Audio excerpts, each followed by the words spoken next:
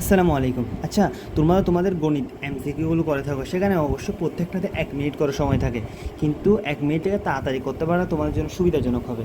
এখন এরকম যে অনেক ম্যাথ থাকে যেখান থেকে এক্সের মানটা বের করতে বলা হয়, তো এখান থেকে এক্সের কয়টা মান? 2টা মান। তো এটা তোমরা যদি মিডল ফ্যাক্টর আকারে করো তাহলে, অথবা সূত্র আকারে করো, অনেক বেশি সময় লাগতে পারে। কীভাবে ক্যালকুলেটার তোমরা এটাকে তাড়াতাড়ি করতে পারো তাই দেখাবো আজকে। আচ্ছা, সর্বপ্রথমে ক্যালকুলেটর অন করে নিব আমরা।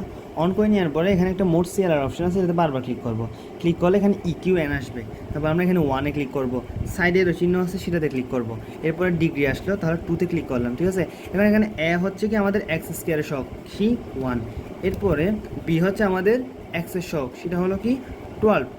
এরপরে আমাদের সি হলো 35, যেটা এক্সট্রা একটা যেটা মান আছে, ধ্রুবক পদ আছে, সেই মানটা দিলে আমরা এখানের মধ্যে আবার সমান চিহ্ন দিলে দেখবো আমরা এখানে কি x1-এর একটা মান পেলাম, এক্সের একটা মান পেলাম, এক্সের আরেকটা মান পেলাম।